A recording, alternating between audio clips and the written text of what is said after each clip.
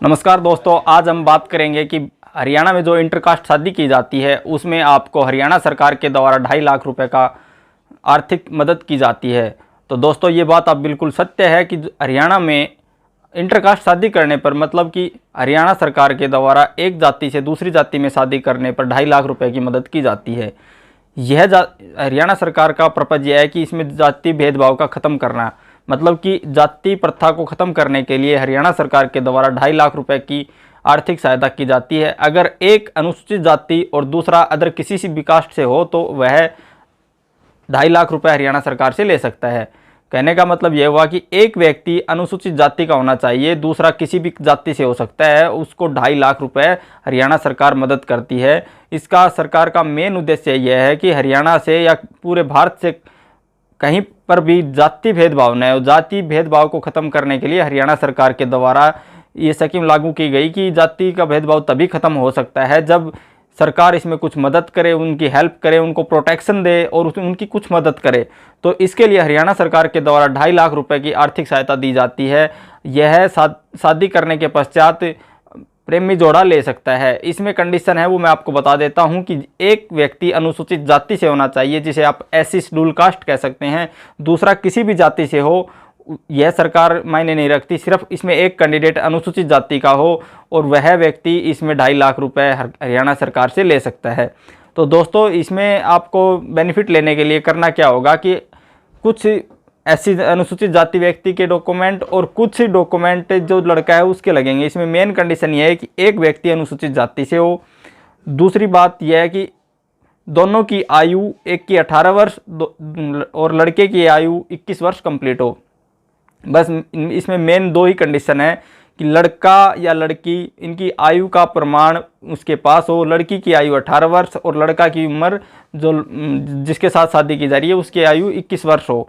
और दूसरा ये कि एक कैंडिडेट अनुसूचित जाति से हो तभी उनको ये बेनिफिट मिलेगा।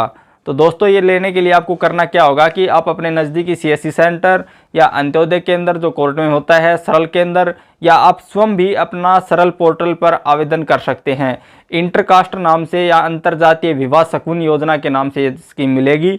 जब आप इसको अप्लाई करेंगे तो उसमें क्या आपके पास जो डॉक्यूमेंट होंगे मैं बता देता हूँ। लड़का शादी करता है तो उसकी फैमिली आईडी में लड़की का नाम होना ज़रूरी है।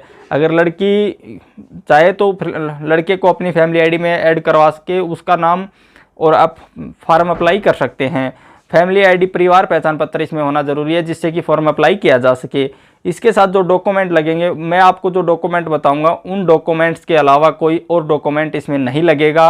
आप ये डॉक्यूमेंट कंप्लीट कर लें और शादी से 3 साल तक, आज शादी की उसके 3 साल तक आप इस फॉर्म को अप्लाई कर सकते हैं। तो दोस्तों जो इसके साथ में डॉक्यूमेंट लगेंगे मैं आपको वो डॉक्यूमेंट एक बार बता देता हूँ। इन डॉक्यूमेंट्स के अलावा कोई और डॉक्यूमेंट इसमें नहीं लगते हैं। आप इंटरकास्ट शादी का फॉर्म रजिस्ट्रेशन करते हैं तो सिर्फ यह डॉक्यूमेंट आपके पास कंप्लीट हो। इन डॉक्यूमेंट में से कोई भी डॉक्यूमेंट कम ना हो, नहीं तो आपका फॉर्म इनकम्प्लीट कर दिया जाएगा, अन्यथा रिजेक्ट कर दिया जाएगा। तो दोस्तों मैं आपको बताता हूँ ये डॉक्यूमेंट कौन कौन से हैं।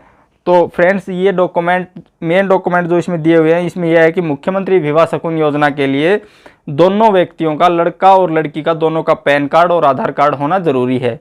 दूसरा, दोनों की आयु का प्रमाण, या तो उनकी जन्म प्रमाण पत्र हो या फिर उन दोनों का स्कूल की सर्टिफिकेट हो जिसमें उनकी डेट ऑफ बर्थ दर्शाई गई हो। लड़की की 18 वर्ष और लड़के की 21 वर्ष।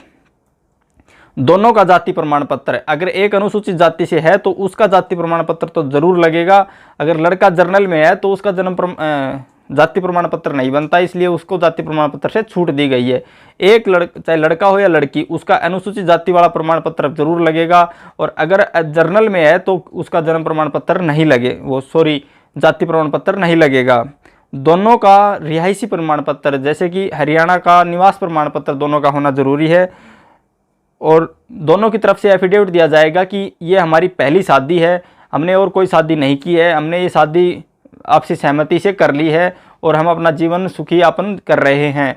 ये एफिडेविट जो दिया जाता है, इसमें मेन लाइन ये होती है कि हमारी पहली शादी है, हमने और कोई शादी नहीं की है और न ही सरकार किसी दूसरी सरकार से कोई और आर्थिक सहायता ली है। और तीसरा इसमें जो मैरिज सर्टिफिकेट होता है, मैरिज प्रमाण पत्र, मैरिज रजिस्ट्रेशन सर्टिफिकेट, जो कि हरियाणा सरकार के द्वारा जारी किया जाता है, वो वाला सर्टिफिकेट इसमें लगता है। ये जो आप आर्य समाज मंदिर वगैरह में शादी करके आते हैं, वो शादी के लिए जो आपसे मैरिज सर्टिफिकेट दी जाती है, वो सर्टिफिकेट इसमें नहीं लगती है।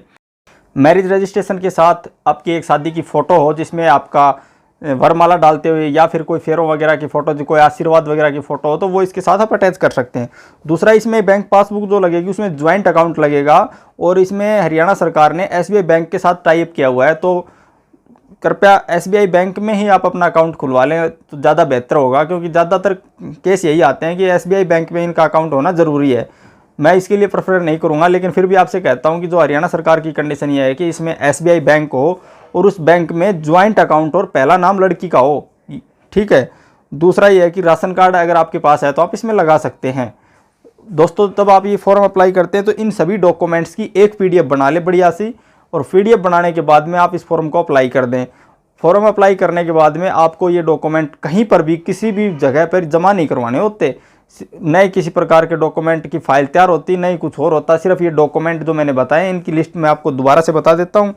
दोनों का पैन कार्ड, दोनों का आधार कार्ड, दोनों का आयु का प्रमाण, दोनों का जाति प्रमाण पत्र, दोनों का हरियाणा निवास प्रमाण पत्र, दोनों की तरफ से एक एक शपथ पत्र जो एफिडेविट आप इसे कह सकते हैं, marriage registration certificate, marriage certificate आप जिसे कह सकते हैं, विवाह की फ़ोटो और बैंक पासबुक जिसमें ज्वाइंट अकाउंट हो और पहला नाम लड़की का हो, और राशन कार्ड आप इसमें लगाएं। तो इन सभी की एक अच्छे से साफ सी क्लियर डॉक्यूमेंट की PDF बना लें। PDF बनाने के बाद में आप इस PDF को, जो इंटरकास्ट वाला फॉर्म सरल पोर्टल पे आप अप्लाई करते हैं, एक PDF सभी जगह पे अटैच कर दें। उसके बाद में आपका फॉर्म सबमिट हो जाएगा।